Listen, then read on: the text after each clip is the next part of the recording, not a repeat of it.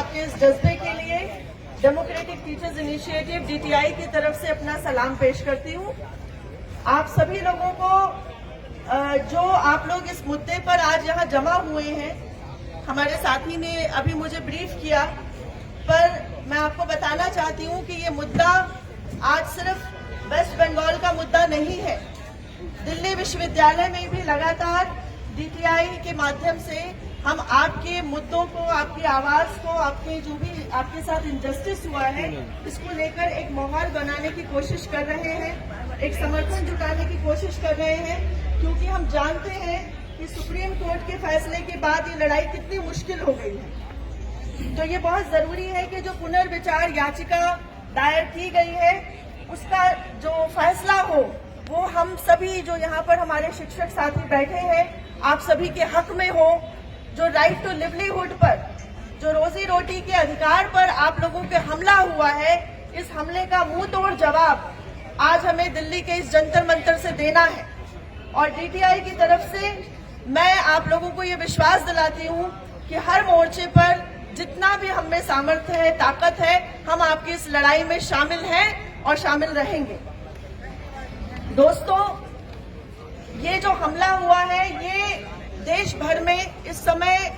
जो शिक्षा पर, उच्च शिक्षा पर जितने हमले हो रहे हैं वो तो हम लगातार देख ही रहे हैं। हमारे स्कूल एजुकेशन भी उस प्राइवेटाइजेशन का, उस राष्ट्रीय शिक्षा नीति के नाम पर जिस तरह से एक निजीकरण, एक ठेकेदारी प्रथा की ओर धकेल देने की पूरी कोशिश है हमारी शिक्षा व्यवस्था को, ये उसी कड़ी में एक और बड़ा खेल खेला गया है। जिस तरीके से एक पॉलिटिकल वेंडेटा जो वेस्ट बंगाल के अंदर जो पार्टियां हैं, वो जिस तरीके से,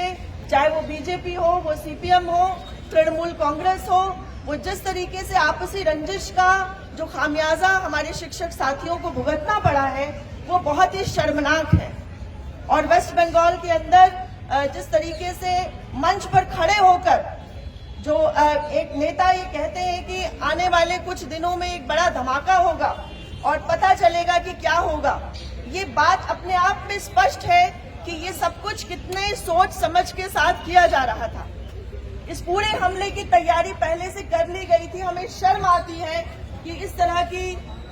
जो फैसले आ रहे हैं, इस तरह की जो बातें कही जा रही है मंच से, सार्वजनिक मंच से, इतने बड़े बड़े लोग जो एक्टिविस्ट हैं, सोशल एक्टिविस्ट हैं, पॉलिटिकल एक्टिविस्ट हैं, उनको सिर्फ कहीं पर जाकर भाषण देने के लिए पुलिस पकड़कर जेल में डाल देती है। और इतना बड़ा स्टेटमेंट देने वाले व्यक्ति के ऊपर अभी तक कोई कार्रवाई नहीं हुई कि आखिर आपको ये पता कैसे चला। अगर आपको ये सब कुछ पहले से पता था तो उस पर रोक लगाने का जो करना चाहिए था, जो काम करना चाहिए था स्टेट गवर्नमेंट को, वो क्यों नहीं किया गया।